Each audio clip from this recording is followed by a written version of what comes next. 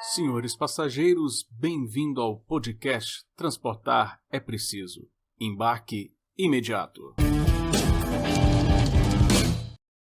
Olá pessoal, bem-vindos a mais um episódio do podcast Transportar é Preciso, comigo, Adriano Paranaíba, seu podcaster. Virou profissão esse negócio de podcaster. Eu tô achando que quero saber onde é que eu assino minha carteira para receber o meu INSS de podcasters. Todo mundo agora é podcaster, vamos regulamentar nessa profissão. Não, para com isso, não. Tô brincando, gente, não é para regulamentar profissão nenhuma.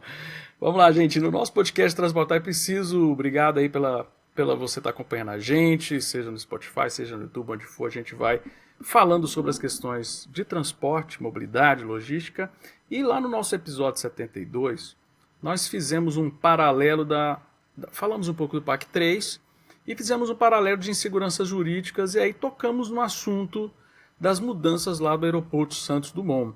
A gente só tocou no assunto, né? Eu até falei assim, é bom que o tema tá quente, tá legal, tá bacana, mas aí o assunto não quer morrer e as notícias que a gente recebe são cada vez piores, né? Então a gente questionou um pouco essa questão técnica do aeroporto em relação aos outros aeroportos do Rio de Janeiro. E essa semana nós tivemos uma pérola, isso aqui é mais uma para a gente emoldurar, né, na parede, né, a fala do grande deputado Chico Alencar, do pessoal do Rio de Janeiro, falando: é o nosso cotão, a razão é meramente parlamentar ou mais amplamente político-administrativa.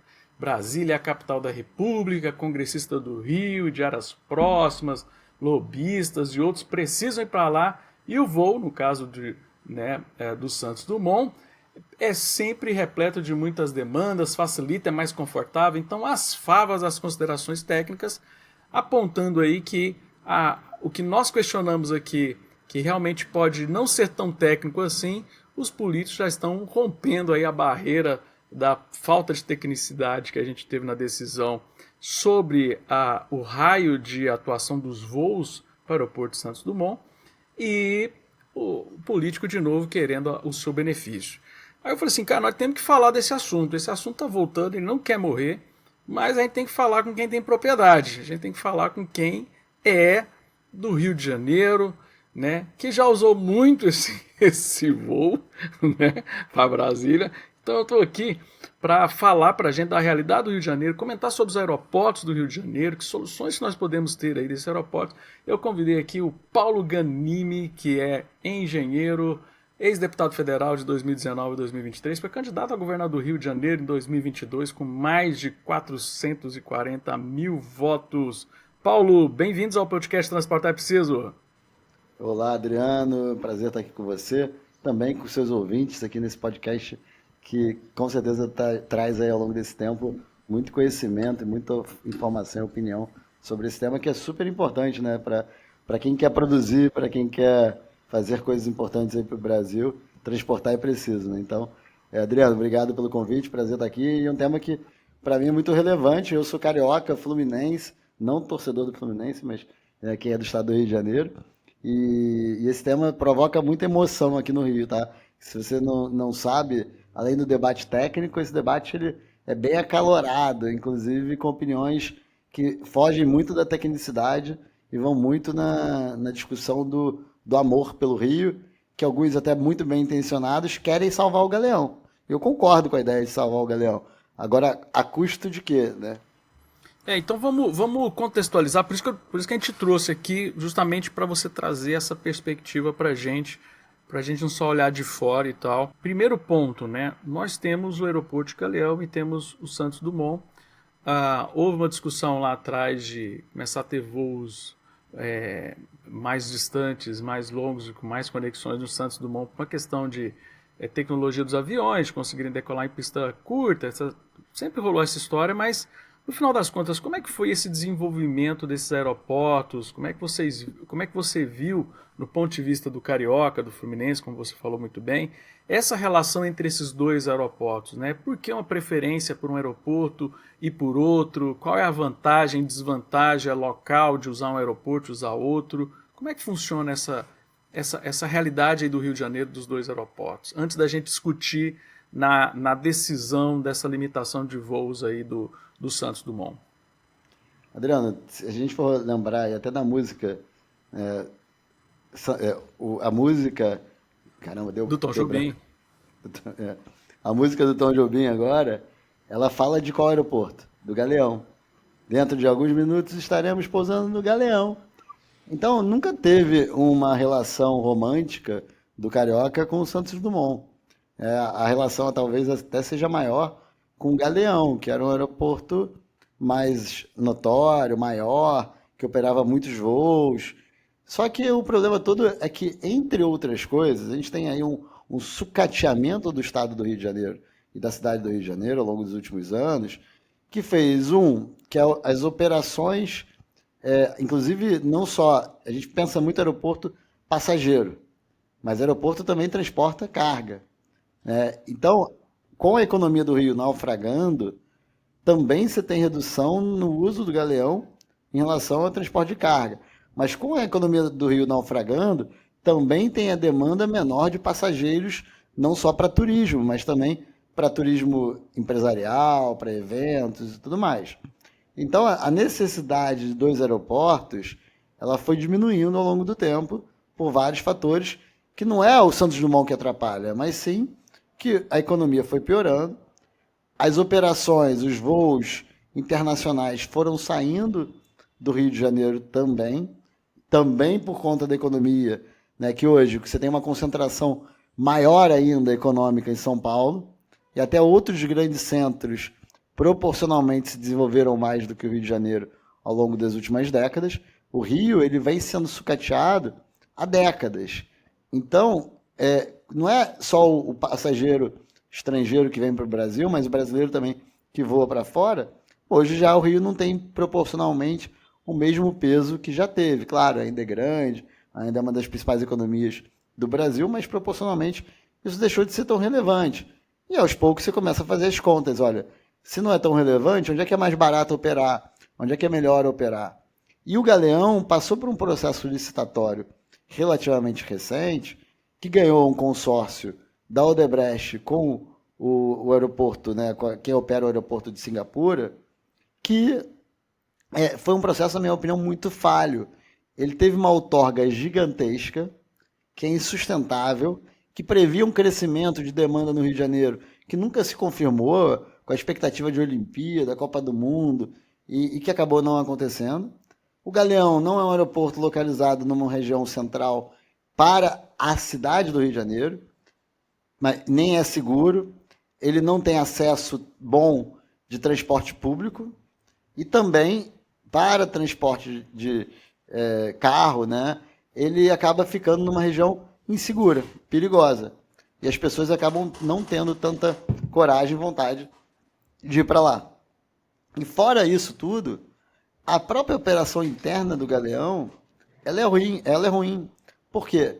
E aí é aquela bola de neve, ciclo vicioso, que você vê o aeroporto ficando cada vez mais vazio, obra ou por uma questão até de eficiência, ou ineficiência no caso. O que aconteceu? Hoje, você só tem praticamente um terminal operando de fato, mas na prática, eles operam via um terminal, mas tem embarque e desembarque no outro terminal. O que isso acontece? Você embarca pelo terminal, anda muito tempo dentro do aeroporto, para chegar para outro terminal, não por fora, como deveria ser, né, de carro, você chega lá, embarca já direto perto do portão. Não, você embarca passa pela segurança, passa pelo raio-x num terminal e anda por dentro até o outro terminal.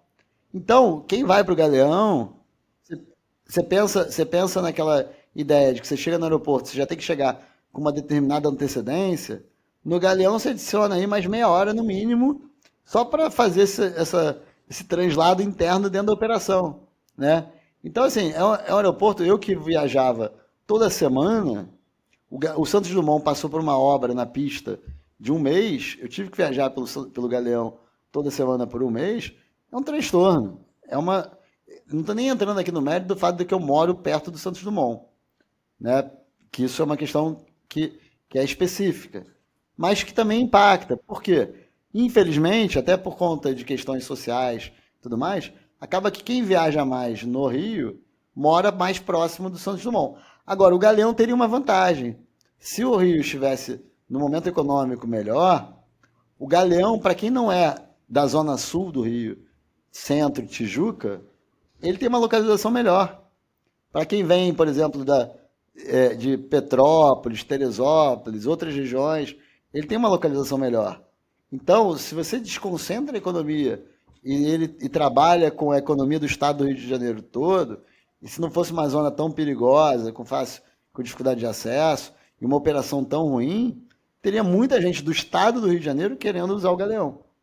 Entendeu? Agora, a operação é cara, aí entra também os problemas estruturais do Rio de Janeiro, com taxas altíssimas, ICMS do querosene de aviação caríssimo. Isso não é Galeão ou Santos Dumont, é Rio de Janeiro. E aí, quando você fala de hub, de integração, o que o cara fala? Pô, peraí, se o ICMS é caro no Rio, as taxas do Rio são caras, né? Impostos são caros no Rio, eu vou botar meu hub aonde? Em Minas Gerais, em São Paulo, em Brasília, e não vou ficar no Rio de Janeiro. Que é o que está acontecendo. Porque, então, assim, são dois lados, Adriano, que eu acho que tem que ficar claro, você sabe muito bem, mas tem que ficar claro para quem está ouvindo a gente, um lado é o usuário, o passageiro, prefere o Santos Dumont, porque o Santos Dumont é mais rápido, mais prático, para a maioria dos passageiros é mais central, tem transporte público com mais facilidade e tudo mais. Esse é o lado do passageiro. As companhias aéreas, quando elas decidem onde elas vão colocar o hub delas hoje no Brasil, elas vão para outros estados, não é uma briga Santos Dumont e Galeão, é uma briga entre estados, porque eles têm condições melhores. O ponto que a gente levantou no outro episódio foi assim, se você... o objetivo é a gente e você reforçou aqui muito bem, é realmente trazer o passageiro de volta para o Galeão. Então você limita ali o número de voos, não é que limita o número de voos, você como diminui a distância, a quilometragem impossível de um voo no Santos Dumont, você acaba criando a expectativa de jogar esses outros voos para o Galeão, em especial as conexões que a pessoa faria do Santos Dumont com Guarulhos, Guarulhos para fazer os seus voos internacionais, para tentar trazer esses voos internacionais para o Galeão. Mas do jeito que você está falando, a coisa é muito complicada apostar que se você prejudicar o número de voos em Santos Dumont, isso vai melhorar para o Galeão. Como é que está a perspectiva de vocês do Rio de Janeiro de isso daí, na verdade, piorar para os dois aeroportos? Qual a chance disso acontecer? É efetivo ou é só pessimismo, é só a torcida contra? Não, a minha perspectiva é essa. Adriano, eu acho até que se você for fazer uma conta de soma entre os dois, pode ser que a gente tenha alguns voos que migrem do Santos Dumont para o Galeão. Mas eu acho que no final das contas, o que a gente vai fazer é perder mais voo do Rio de Janeiro. Ou seja, não é nem um jogo de soma zero, tá? Se fosse soma zero, já seria ruim, concorda? Você estaria falando o seguinte, olha, o Rio não está ganhando nada, eu estou transferindo o voo do Santos Dumont para o Galeão, quem é que ganha com isso? Ninguém. No máximo você vai fazer com que o Santos Dumont pague indiretamente pela operação do Galeão, né? Porque se eu estou transferindo voos que num modelo liberal eles estariam no Galeão, no Santos Dumont, na hora que eu transfiro esses voos para o Galeão, o Santos Dumont está indiretamente pagando por isso. Mas se ainda fosse isso, seria 0 a 0. Mas seria um 0 a 0 ruim, porque você estaria estimulando a ineficiência do Galeão, você estaria gerando transtorno para o passageiro, que ao invés de embarcar num lugar mais fácil, ágil e mais seguro, ele estaria indo para um aeroporto mais caro e tudo mais. Agora, eu acredito que não é nenhum jogo de soma zero. É um jogo de soma negativa, né? Que a gente vai ter uma parte que vai transferir para lá e uma parte que vai se perder para outros lugares. E aí, mais uma vez, você vai precisar usar o Santos Dumont ou o Galeão como hub para fazer alguns desses deslocamentos. Como hub não, como ponte aérea, né? Ponte aérea não, escala, conexão, para fazer alguns desses deslocamentos. Então, assim, a minha perspectiva com isso, ela não é positiva. Inclusive, pelo menos foi o que foi anunciado.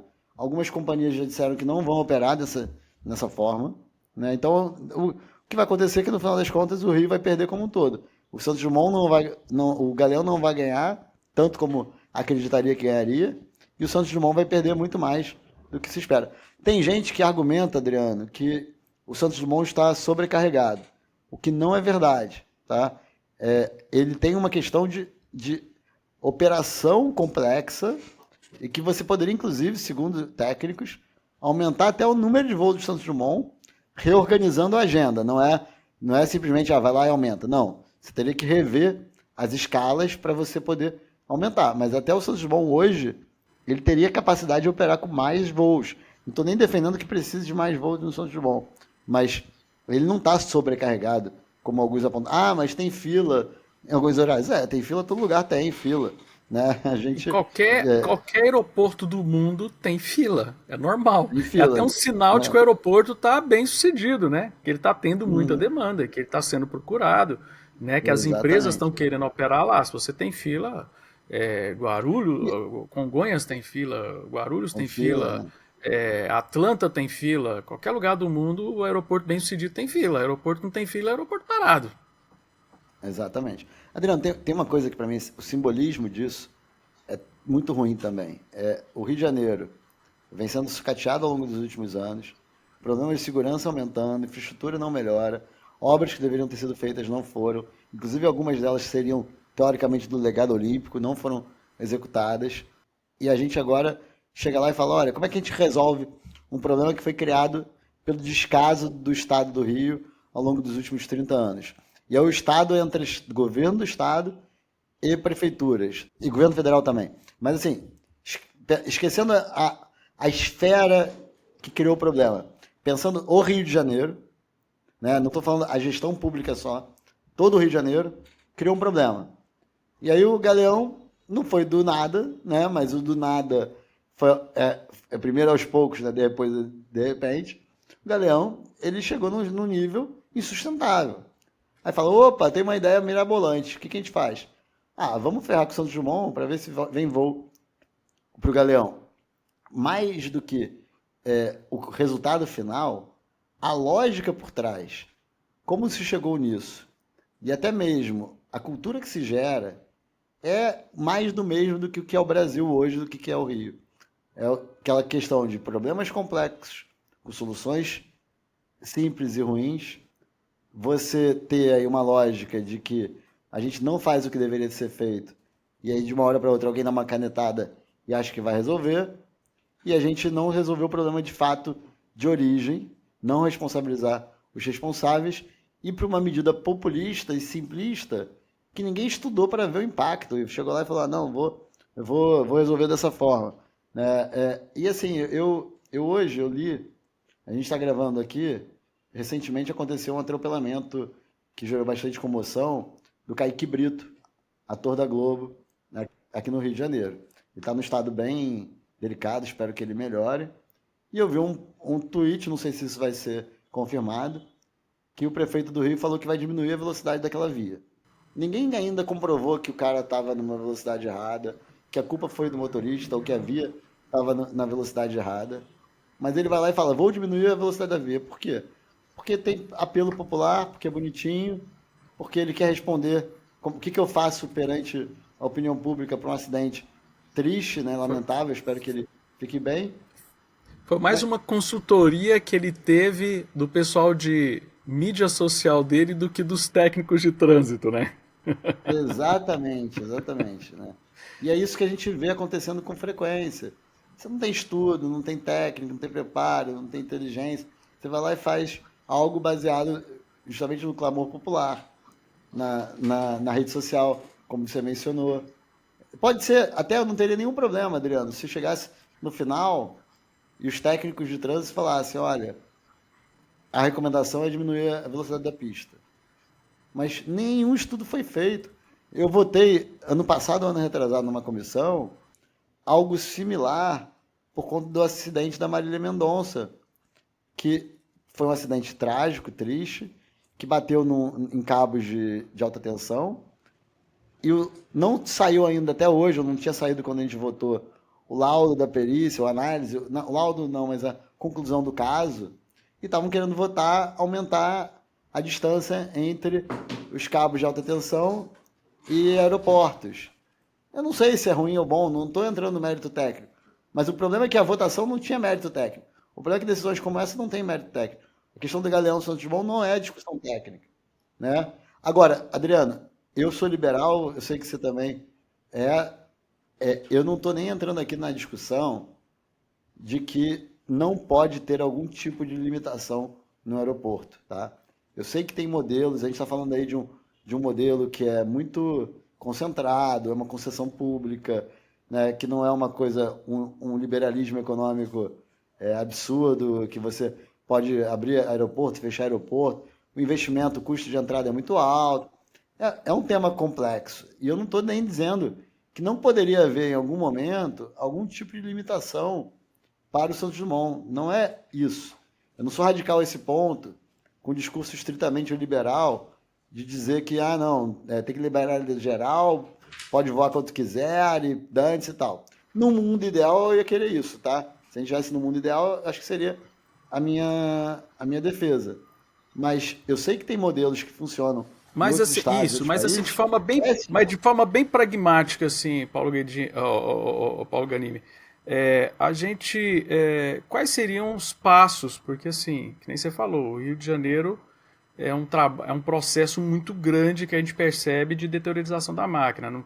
Eu acho que até é difícil num local tão estatizado, com tantos problemas, a gente achar que a solução do mundo ideal do liberalismo, de liberar tudo, iria trazer alguma mudança efetiva de curto prazo. A gente teria que fazer algum procedimento para caminhar para isso. Como é que você enxerga que a gente poderia, começando aí, especificamente na questão de aeroportos do Rio, mas se você quiser avançar para outros assuntos, que, como você falou agora há pouco, é um assunto complexo, né? Ele demanda também a complexidade do entorno, das outras coisas. Qual que seria o caminho, assim, da gente ir consertando o Rio de Janeiro? Não sei se a gente poderia falar assim. Olha, para consertar o Rio tem muita coisa, se quiser. Inclusive eu passo aí meu plano de governo, que eu apresentei ano passado para ser governador. Lá tem várias coisas que deveriam fazer, mas não, mas brincadeira à parte, eu acho que começando pelo tema aqui em especial, segurança pública é a base de tudo, né? A gente está falando aí de um sucateamento do Rio de Janeiro que passa pelo problema de segurança pública, tanto para o Galeão, as vias de acesso ao Galeão, como também pela fuga de dinheiro de empresas do Rio de Janeiro. E aí eu não estou falando, você tem mentes e pessoas físicas que saíram do Rio de Janeiro por conta da segurança, mas você tem empresas que fecharam as portas porque elas operavam em lugares que não tinham segurança, condição de segurança. Então, se for precisar pensar no início do problema, passa pela segurança pública. Claro que segurança, não se enganem em achar que segurança pública é uma questão de polícia apenas. É polícia também, polícia é muito importante, né, de qualificar, melhorar, formar, remunerar bem, dar equipamento, tudo mais, criar procedimento operacional padrão. Tem todo um lado da polícia que precisa ser feito, mas você tem um lado social, de moradia, que é um problema gravíssimo no Rio de Janeiro, que está muito relacionado ao problema da segurança, né? As favelas, junto com a questão da ocupação territorial, tanto do tráfico e agora cada vez mais da milícia, né? Tem um lado social do Estado estar presente. Para chegar na liberdade que a gente quer, primeiro você tem que passar pelo lado social de Estado mais presente na vida das pessoas, dando o básico que não tem no Rio de Janeiro hoje. Tá? E aí, um lado que eu falo muito, Adriano, que pouca gente fala, é a participação da economia do crime no processo de desmantelamento do Estado do Rio de Janeiro. Tá? O crime, tirando o crime passional, o crime é uma atividade econômica, certo? Então, seja o traficante, o ladrão, qualquer criminoso, passa por algum tipo de atividade econômica. Esse dinheiro, ele não fica parado na favela. Ele está circulando em várias outras áreas do Rio e do Brasil, né? Então, inclusive em Brasília deve ter dinheiro do tráfico, da milícia e tudo mais. Como é que você evita Fala isso que que seja... você derruba meu canal, velho. Você fala que tá dinheiro do tráfico lá na praça, lá dos Três Poderes, de um lado de cada, do lado Tá, lá. Você derruba com meu canal, certeza velho. tá. Tudo bem. E não só na Praça dos Três Poderes, mas nos três poderes, tá? Nos três poderes. Adriano, Pronto, esse se você episódio é o for. último. Obrigado, pessoal. Foi bom participar, né? Não tem problema. Esse é o último episódio aqui. Mas pelo menos vai ser um último com muita Chave de ouro. Vou repercussão. fechar com chave Chave de de ouro. ouro. Eu tô- Se quiser, depois corta. Desculpa, mas E assim, se corta nada, você tem que manter esse parar, negócio. como é que você controla isso? Claro que qualquer atividade criminosa, você tem você controla com a punição e com a redução do interesse. São as duas linhas, né? Você deixa de fazer algo errado, por quê? Porque a chance, o risco de você ser punido, e o outro é porque não é tão bom assim, tão interessante, né? Ninguém vai, poxa, olhar lá, tem uma nota de R$ 1, nem sei se existe mais, uma moeda de R$ 1 na carteira de alguém, você vai falar assim, pô, se eu for preso, ou minha reputação, a punição pode ser reputacional também, né? Não só a prisão. Mas, pô, se eu for pego fazendo aquilo por causa de R$ 1, eu não vou nem fazer. Quanto maior é a recompensa e menor é a punição, maiores os incentivos para a pessoa fazer isso. E o Brasil é o país da impunidade, né? E do oba-oba. E o Rio de Janeiro, se o Brasil é o país da impunidade, aqui é a capital da impunidade, aqui no Rio. Então, assim, eu acho que parte do problema está no controle do fluxo financeiro da atividade criminosa, para que ela se torne cada vez menos interessante, né? Tem outros mecanismos, outras ideias e tal, mas acho que a segurança é a chave do processo, passando pelo social, pela, é, pela moradia. Agora, tem um lado mais ligado ao setor produtivo, que é o governo do Rio nunca teve, pelo menos não nos últimos anos, o último movimento, de fato, ativo e, de certa forma, eficiente, de certa forma, porque eu vou explicar por quê. Eficiente, foi na época do Cabral que ele deu muita isenção fiscal para empresas se instalarem no Rio. Mas como é que ele fez isso? De uma forma ineficiente. Por quê? Ele não fez arranjos produtivos, não pensou na cadeia, não pensou em nada disso. Eram empresas que iam lá e se relacionavam com ele, de forma lícita ou ilícita, não estou entrando em mérito, e ele fazia isso dando incentivo fiscal. Deu muito incentivo, muito incentivo. Trouxe empresa? Trouxe. Gerou resultado? Alguns de curto prazo. Mas ele não se preocupava com a cadeia produtiva. E o Rio não tem hoje, essa relação. Eu falo Rio, governo do estado e também os municípios, tá? De como é que eu faço para atrair investimento? O que eu faço para as empresas se instalarem aqui? Como é que eu reduzo o peso da máquina no bolso do cidadão? E aí, dando os exemplos do Galeão, o governo do Rio de Janeiro mandou para a LERJ um projeto de lei para reduzir o ICMS do querosene de aviação para todos os aeroportos que não fossem o Santos Dumont. E é importante falar, tá? Você mencionou Santos Dumont e Galeão. Aqui no Rio tem o aeroporto de Jacarepaguá. Ele só opera voos muito pequenos, mas ele já está operando, por exemplo, Rio-São Paulo por lá, tá? Pequeno, pouca coisa. E qual foi o projeto de lei que o governo mandou? O governo mandou um projeto de lei que previa a redução do ICMS do querosene de aviação, exceto para o Santos Dumont. Só que o governo mandou o projeto, a lei foi aprovada na LERJ, ele demorou acho que 120 dias para regulamentar o projeto de lei, que ele mesmo mandou. Cara, se você mandou o projeto de lei, você já devia estar com a regulamentação pronta. Não foi uma surpresa que um deputado foi lá e protocolou e foi aprovado de uma hora para outra. Você sabia disso. Foi votado rapidão e deu sorte.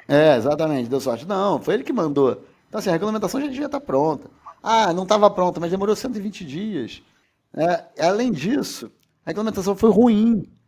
Foi um negócio, mais uma coisa, aquela coisa para falar para a galera, para jogar, né, para falar, nós fizemos alguma coisa. Porque na prática não serviu para quase nada, inclusive só uma empresa aderiu ao programa, porque não era automático, você tinha que fazer várias burocracias para aderir e tudo mais. Só uma empresa aderiu. Então, é o tipo de coisa que, poxa, você quer atrair empresa para cá, você quer criar um hub de aviação, né, aqui no Rio, Pô, eu tenho que conversar com as companhias, eu tenho que reduzir o ICMS, taxas, né? Eu tenho que fazer outras coisas, tenho que atrair empresas que vão usar também os aeroportos para operar frete. Cara, e Adriano, uma coisa importante, tá?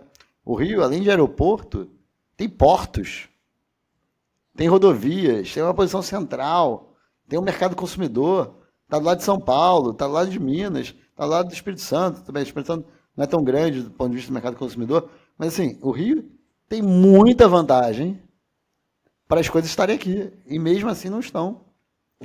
Você sai do. Você tem o Porto do Rio, tem o Porto do Açu, o que não falta, tem o Porto de Angra, que não falta lugar aqui para você fazer a integração viária entre as malhas, os modais, para você usar o Rio como um hub, né? Então, assim, não faz sentido. Só que você precisa ter a mentalidade de atração de investimento, de pensar nisso como uma agenda e não como algo aí, deixa pra lá. Só que o político do Rio, o que ele quer na maioria das vezes, a maioria dos políticos? Ele fica pensando no voto de curto prazo. E isso não dá tanto voto assim no curto prazo. O que dá voto é dizer, estamos resolvendo o problema do Galeão, não vamos deixar fechar não. E é mentira.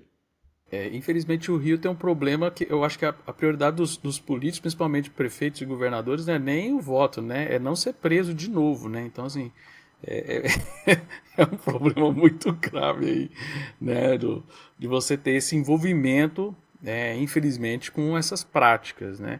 Mas o que você falou é essencial, porque, por exemplo, a gente fala de aeroporto, a gente pensa só na companhia aérea, mas, pô, tem aquelas empresas que fazem um lanchinho para servir no avião. Tem as empresas de papel para fazer os tickets. Hein? Então você tem uma indústria de serviços em torno de um aeroporto, e esse ponto que você falou, se não tem o mínimo de segurança, porra, as companhias aéreas não têm nem essa malha de empresas para atendê-las. Né? Então, é o básico do básico, nós não estamos nem pensando aqui em integração logística que você falou de porto com aeroporto, com rodovia. Nós estamos falando do mínimo para operar um aeroporto. Você não tem segurança para operar no aeroporto, né? É realmente muito triste a situação, né? E Adriano, você ainda tem o lado do roubo de carga. Quando você pensa em vou usar o Rio como para ter a minha indústria aqui, ou para fazer integração com o porto e aeroporto, se eu chego com uma carga ali no aeroporto do Galeão e quero ir para o porto do Rio, eu não tenho segurança que a minha carga não vai ser roubada no meio do caminho. Né? Então, caramba, você tem um é um custo risco também. real. Ganime, é um É, risco real esse do caminhão sair do Galeão e ir para o porto e não chegar. não, é um risco real e prático. Isso, roubo de carga é uma realidade muito presente no Rio, não só nesse circuito, e eu confesso que não tem dados específicos desse trânsito, né? Galeão, Porto, Porto, Galeão, mas o Rio de Janeiro é Mas o hoje um roubo dos de lugares carga é grande no Rio. grande, enorme. Inclusive, aqui seguro no Rio é muito mais caro, impacta 25% do custo de frete do Rio de Janeiro. Você falou da questão da moradia, né? Nós tivemos o exemplo da cidade de Medellín, que poderia servir para o Rio de Janeiro, né? O pessoal acha que o problema é a favela, né? O problema é a favela não integrar as pessoas e não ter a posse, não ter transporte, não ter mobilidade e tal. Então, depois o pessoal que acompanha a gente aqui no nosso podcast pode ver o caso lá. O nome não é muito bom, nem o nome nem o número, né? Comuna 13 é um projeto, né? Então, nem o nome nem o número é muito agradável. Mas eles fizeram uma melhoria muito grande. Medellín, que foi considerada a cidade mais perigosa do mundo, né? O tráfico, né? O cartel de Medellín, famoso por lá, eles fizeram justamente isso que você acabou de falar, da dignidade, de inserir as pessoas como sociedade participante, a favela realmente as pessoas deixar de ser um local do crime, do tráfico, para ser realmente onde as pessoas vivem, onde as pessoas moram, e isso reduz muito a segurança, né, Paulo? Não, na verdade, Adriano, isso é a realidade. Só que é uma parte da realidade, né? Hoje, hoje não, mas a favela é onde as pessoas moram, vivem, uma parte relevante da população do Rio, trabalhador, e as pessoas são trabalhadoras, né? E até uma coisa que eu ficava chocado, que quando eu morei fora 5 anos, eu conversava com as pessoas lá de fora, os estrangeiros, eles tinham uma ideia que a pessoa que morava numa favela era uma pessoa desocupada, uma pessoa que não trabalhava, era uma pessoa que não produzia. E eu tinha que explicar, não, favela, as pessoas trabalham muito, não é um lugar de gente desocupada.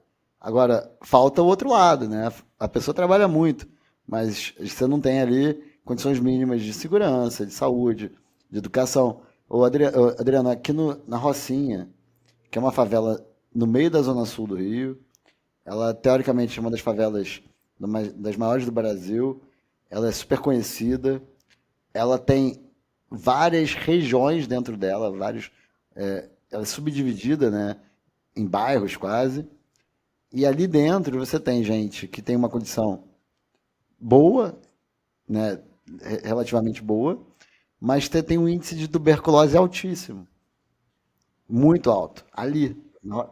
Não é numa favela isolada, numa favela no subúrbio ou num bairro mais humilde. É uma das favelas, numa das zonas mais nobres do Rio de Janeiro. Você tem gente morrendo de tuberculose. Então, a realidade do Rio ela é muito complicada, né? Não dá para colocar todo mundo no mesmo potinho, nem na mesma comunidade. Né? Você tem gente que vive parecido, você tem distorções dentro de uma realidade. Imagina quando se compara o Rio de Janeiro como um todo. Então é um tema muito difícil. Moradia é um tema muito difícil. Você falou sobre título de posse, é uma das minhas teses também, de você dar, principalmente para aquelas favelas que estão mais constituídas e mais definidas, você dar o título de posse, trabalhar para isso. A gente tem visto isso sendo feito até pelo próprio Zema em Minas, por exemplo. Né? É um trabalho que demora muito, demanda muito trabalho, é aos poucos, mas tem que ser feito. Isso você consegue resolver parte do problema de habitação, você dá dignidade para aquela pessoa consegue ter acesso a crédito mais barato, consegue acessar crédito tanto para a própria vida pessoal, mas também para abrir um negócio, mesmo que seja um negócio pequeno. Então você começa também a fazer a economia girar pelo simples fato da burocracia estar funcionando a favor daquelas pessoas. Né?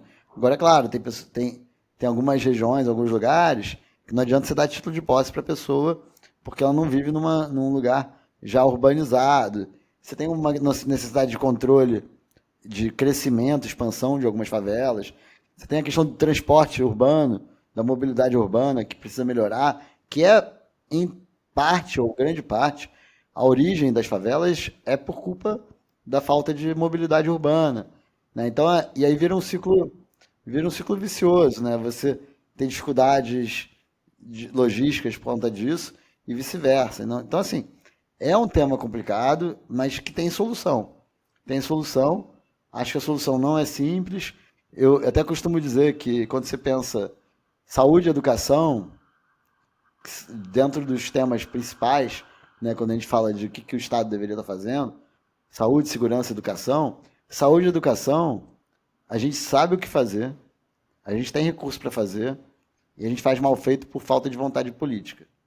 Quando você entra na segurança, quando você entra na questão da habitação, não é tão simples assim. Requer muito dinheiro, requer uma cadeia integrada de soluções, porque por mais... É claro que se você tem uma criança que mora num lugar que tem tiroteio todo dia, ela vai ter problema na escola. Impacta a educação Claro. dela. Mas se a educação dela Qualquer é boa, pessoa. qualquer pessoa, mas se a educação dela é boa, se ela está num lugar, numa escola boa, o impacto é menor. Então, quando eu vou lá e resolvo o problema da Secretaria de Educação, quando eu falo Secretaria de Educação no sentido amplo, das escolas, né, da didática e tudo mais, eu diria que você está resolvendo 70% a 80% do problema da educação.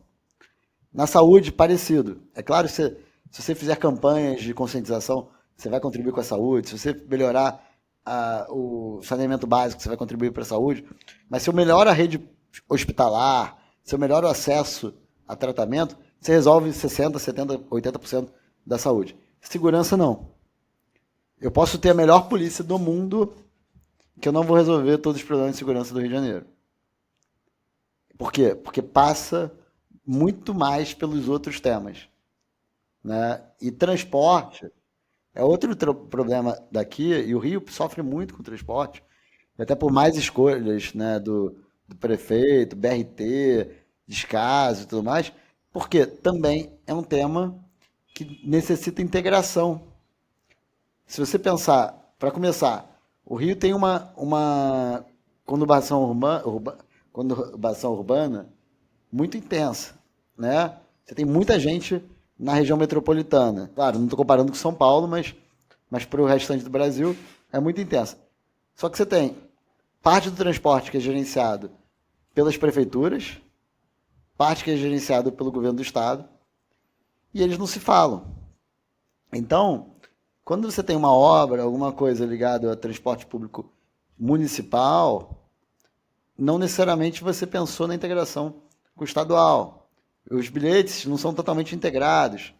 Então, você teve uma obra que você fez o VLT no Rio, que é aquele veículo leve sobre trilhos, que é bonitinho, é legal, tal, no centro da cidade, que não se paga. Hoje ele é deficitário. E para piorar a situação, era previsto no projeto original que ele ia entrar ali no centro e ia substituir carro e ônibus. Só que o carro e o ônibus continuam entrando no centro da cidade também. Então, a demanda pelo VLT, que talvez já não se pagasse propriamente dito, ela ainda é pior, porque a prefeitura não fez o que deveria fazer. Porque não é popular. Pô, você falar para a pessoa que ela vai ter que fazer a baldeação, trocar de transporte e tudo mais, para o todo, para o sistema é bom. Mas individualmente aquela pessoa vai ficar, pô, que prefeito desgraçado. Eu pegava o ônibus, chegava no meu trabalho direto, agora eu tenho que saltar ali, pegar o VLT, papapá. Fora que você ainda tem que, se você não tem uma integração e não tem integração com o transporte, com o bilhete único, o cara ainda vai falar, pô, ainda vou ter que pagar mais tantos reais para trocar e tal. O cara vai ficando irritado. Vai pagando. Né? E aí o prefeito, o que ele faz? Não faz. Ele faz a obra, inaugura o VLT, fica bonito lá, passa para uma concessionária e dane-se. Deixa quebrar. Paulo, muitos problemas no Rio de Janeiro para a gente resolver. Infelizmente a gente não zera todos aqui, mas você já deu um norte muito importante para a gente. Algumas coisas que a gente fica falando só de transporte aqui no nosso podcast, e você trouxe um ponto muito importante, como a segurança influencia toda essa história, enquanto a gente fica aqui discutindo Santos Dumont e Galeão, um assunto que a gente acha que não tem nada a ver, mas realmente influencia muito, não só o transporte, mas o resto tudo relacionado ao Rio de Janeiro. Paulo, muito obrigado pelo seu tempo. Você tem algum recado final para passar aqui para os nossos ouvintes, para a pessoa que está acompanhando a gente aqui no nosso podcast? Não, te agradecer pelo convite, Adriano. É um prazer estar aqui com você. Eu acho que esse tipo de debate é importante, até para as pessoas entenderem. E, Adriano, acho que a mensagem nesse tema é que não é um tema simples, eu não tenho todas as respostas, nem quero ser dono da verdade, você que entende mais ainda do assunto, com certeza também não se sente dono da verdade, mas o ponto que a gente provoca, que eu acho que é a minha provocação, é um tema técnico, que é complexo, claro que nunca vai ter só uma linha de raciocínio, né? Mas assim, no mínimo que eu peço para cada um desses temas, é que sejam consultados especialistas, feitos estudos de impacto, técnico, econômico, né, de curto prazo, mas de longo prazo também. Eu entendo que é normal no transporte público e numa concessão pública ter algum tipo de subsídio, por mais que eu não goste, mas é parte às vezes da modelagem. Mas o quanto é isso? Quem vai pagar a conta? Vale a pena realmente? Não vai ficar uma conta muito cara para o cidadão? Então, assim, a minha provocação é, cadê a fundamentação? Vou dar um exemplo para concluir meu raciocínio aqui, Adriano. Eu fui votar lá na Câmara um projeto que ia ser para instalar teto, né, cobertura, marquise, em todos os pontos de ônibus do Brasil. Queria obrigar todo ponto de ônibus ter um tetinho ali para a pessoa ficar esperando o ônibus. Pô, bacana, bonito, né? Pô, tá chovendo, tá muito sol, a pessoa tá coberta. Concordo com a lógica, com a ideia. E aí mas eu perguntei, qual é o impacto econômico? Mas eu nem perguntei qual era o impacto econômico para os deputados que estavam votando. Eu perguntei para mim mesmo, né? Quanto vai custar isso? Para eles eu só perguntei uma coisa. Quantos pontos de ônibus tem no Brasil? Ninguém soube responder. Como é que você quer propor e obrigar um projeto desse, se nem o número de pontos de ônibus ou uma estimativa, tudo bem, eu sei que deve ser difícil calcular ao pé da letra quantos pontos tem? Você tem alguma noção de quantos tem? Quantos tem cobertura, quantos não tem?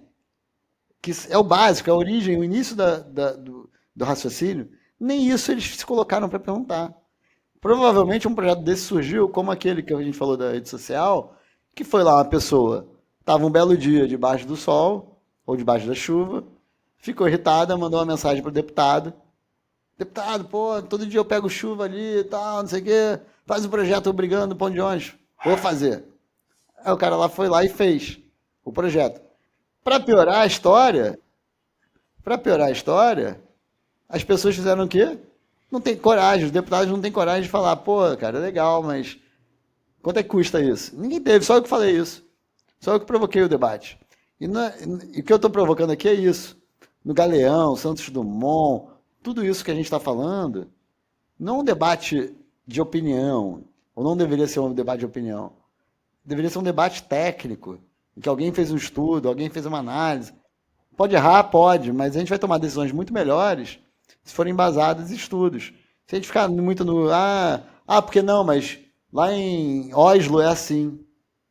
Ah, não, mas porque lá em Singapura é assim. Tá bom, mas, cara, claro que é legal estudar o que tem no outro país, mas alguém adaptou o conceito, alguém trouxe... Contextualizar, mais que adaptar, contextualizar, Perfeito, né? Perfeito. Então, eu acho que a provocação aqui é essa. Eu não quero ser dono da verdade. Eu quero que as pessoas só parem para refletir qual foi a linha de raciocínio, qual foi o processo de tomada de decisão para cada uma dessas soluções bonitas que parecem ser populistas e que prefeito, presidente, governador, que seja, toma no nosso dia a dia e que gera custo para a gente. E quem paga a conta é o mais pobre. Se você acha que o mais pobre vai ser beneficiado com as políticas públicas, geralmente é o mais pobre que paga essa conta. Então, é isso que fica. Então, próxima vez, você que está ouvindo a gente, viu uma proposta dessa, antes de você falar que legal, parabéns, você fala, alguém estudou? Como é que chegaram nessa conclusão? Teve um estudo da universidade tal, teve um estudo do Adriano Paranaíba, aí tudo bem, você fica tranquilo. Agora, se foi só porque alguém sugeriu na rede social, cara, pense bem e vá atrás dessa informação antes de você malhar ou elogiar alguma solução dessa. E você perguntou do Rio, né? Falou do Rio. Caramba, Rio, muito problema e tudo mais. Cara, se engaje, participe, se é do Rio ou não, mas onde é que você estiver, todo mundo pode dar uma margem de contribuição para a melhoria da realidade política, qualquer que seja a contribuição. Se você fizer alguma coisa, você vai estar fazendo muito para melhorar. Então não fique parado, qualquer que seja a sua contribuição, contribua de alguma forma. Pode ser no debate, pode ser com dinheiro, pode ser apoiando alguma coisa, mas participe. Perfeito. Conclusão do episódio. A gente torce por um Brasil de estudos ruins. Porque nem estudo a gente tem ainda, né? Então, se a gente evoluir como país, a gente vai ter um país de projetos ruins. A gente não tem nem projeto ainda. Então, é duro escutar isso, né? É duro a gente ver isso, né? Mas infelizmente... Não faz o projeto e ninguém depois de 5 anos, 10 anos, dependendo do projeto, para analisar também se foi bom ou se foi ruim, né? Isso. Essa é outra etapa. A avaliação de políticas públicas está longe ainda, né? De fazer. É longe, né? né? Então, Gani, muito obrigado pelo seu tempo, valeu. Acredito que o pessoal do Rio gostou muito, mas eu acredito mais ainda que o pessoal do resto do Brasil gostou mais ainda por conhecer essa realidade.